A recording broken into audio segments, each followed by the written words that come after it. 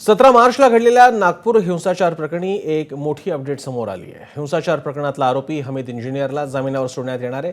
नागपूर सत्र न्यायालयानं याबाबतचे आदेश दिले। 50,000च्या जातमुचलक्यावर हमीद इंजिनियरची सुटका करण्याचे आदेश कोर्टाने दिले आणि त्यानुसार उद्या त्याची सुटका होण्याची शक्यता आहे। दरम्यान या घटनेतील मास्टरमाइंड फहीम खानच्या जामिनावर बुधवारी सुनावणी होणार आहे। सध्या फहीम खान न्यायालयीन कोठडीत आहे, त्यामुळे बुधवारी काय निर्णय होतो हे पाहणंही महत्त्वाचं ठरेल।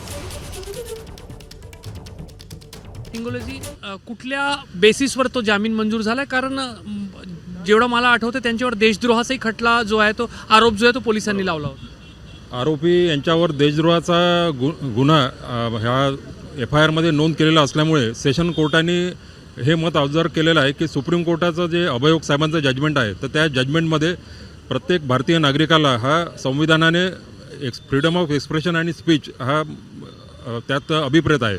म्हणून त्या जजमेंटनुसार MB ओझा साहेबांनी हेच ग्राह्य धरलेलं आहे की अर्जदार हमीद इंजिनियर यांनी जी पोस्ट केलेली आहे तर त्या पोस्टमुळे कोणत्याही दोन समुदायामध्ये अशी तेढ निर्माण झालेली नाही आहे व जे काही म्हटलेलं आहे ते त्यांच्या फ्रीडम ऑफ एक्सप्रेशन अँड स्पीचमध्ये वर्ग होतं।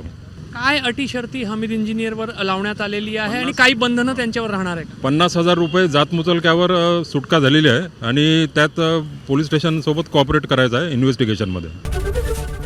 ABP माझा, उघडा डोळे बघा नीट।